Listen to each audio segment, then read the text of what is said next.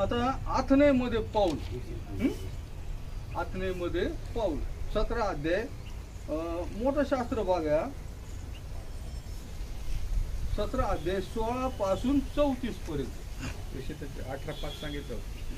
हा 18:5 मध्ये ते ठिकाणी पाऊल इथं शिक्षण देत असताना मग तिमोथी या ठिकाणी आला, तिथं त्यांना मिळाले. इथून त्याने मग ते पत्र पाठवलं. 18:5 मध्ये पहा, 18:5 मध्ये शिला व तिमोथी हे मासुदेहून आले, ते वैश्व ख्रिस्त अशी येऊद्याना साक्ष देऊन वचन सांगण्यास पाऊल त्या ठिकाणी घडून गेला. मग तिथून त्याने पत्र पाठवले. 1.5 वर्ष तो राहिला त्या ठिकाणी. पहा 18:11 मध्ये, 18:11 मध्ये 1.5 वर्ष पाऊल करिंथ मध्ये राहिला.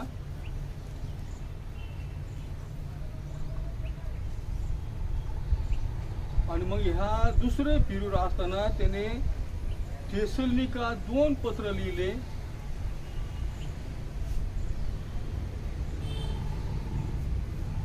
दोन्ही पत्राचा जो काही विषय आहे तो पुनरागमन. दोन्ही पत्राचा जो विषय आहे तो म्हणजे प्रभू येशूचं पुनरागमन त्याच्यामध्ये त्याने लिहिले. पुनरागमना संबंधाने थेसलोनिकात लिहिलेले पाऊलाचे 2 पत्र.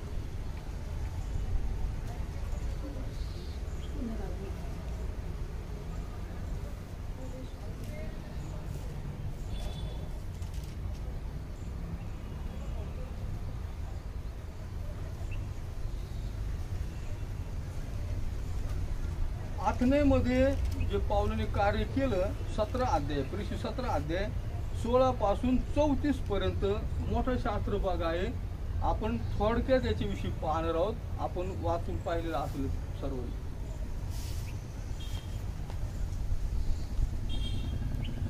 आथने येथे पाऊल. आणि मग इथील जे लोक आहेत, आथनेमध्ये ज्यावेळेस पाऊल आला त्यावेळेस प्रत्येक ज्या शहरात पाऊल जायचा तो निरीक्षण तो सर्व करायचा. संस्कृती पाहायचा, त्यांचे धर्म पाहायचा, त्यांचे विधी, त्यांचे संस्कार, याच्यावर त्याचं अतिशय बारीक लक्ष असलेलं आम्हाला पाहायला मिळतं. ज्या ठिकाणी तो जाईल पाऊल ठेवी, प्रथम त्या लोकांकडे तो त्या ठिकाणी लक्ष द्यायचं.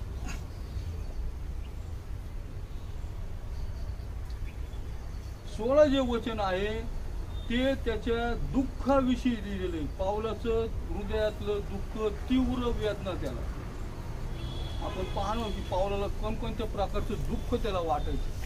जसं आम्हाला दुःख वाटत होतं तसं पाऊलाला कोणकोणत्या गोष्टीमध्ये दुःख वाटत होतं याच्याविषयी आम्ही पाहणार. 16 वचनामध्ये पाऊल आथने त्यांची वाट पाहत असता येशूवर मूर्तीने भरलेला आहे असं पाहून त्याच्या मनाचा संताप झाला. म्हणजे पाऊलाला असं वाटत होतं की तिमोथी आणि शिला तिथं तरी येऊन त्याला भेटतील, नाही का. तो त्यांची वाट पाहत होता. आणि मग नगर मूर्तीने भरलेलं आहे असं त्या ठिकाणी त्याला पाहायला मिळालं. आणि त्याच्या मनाचा काय झाला, अतिशय संताप झालेला पाहतो. किती संतापला तो असेल त्या मूर्ती पाहून. असा संताप आम्हाला होतो का एखाद्या घरात, एखाद्या ठिकाणी जर आम्ही जातो. हा संताप त्या ठिकाणी 2 बाबतीविषयी आम्हाला पाहायला मिळतो. पहिली गोष्ट त्यांचा सार्वकालिक नाश होऊ नये, आणि दुसरी गोष्ट जिवंत देवाला सोडून निरर्थक उपासना ते करत होते, नाही का. त्याने लिहिलं मूर्तीच्या पाठीमागे काय असतात, भूते त्या ठिकाणी चढलेले असतात. पहिले करीन 10 अध्याय 19 ते 22 मध्ये पावलाने लिहिले की मूर्त्यांचे, भूतांचे हे लोक उपासक त्या ठिकाणी होते. पहिले करीन 10 19 ते 22 वचनांमध्ये.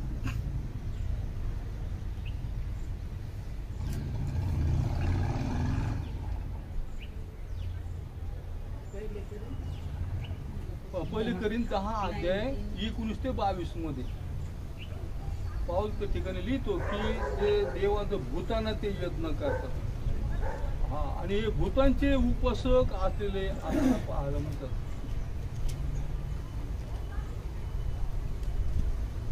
पवित्र शास्त्राचा अभ्यास करत असताना पाऊलाने असे काही ठिकाणी निवडले की त्या ठिकाणी दुष्ट आत्मे, भूते, शैतान यांचं भयानक काम चाललेलं आम्ही या ठिकाणी पाहतो.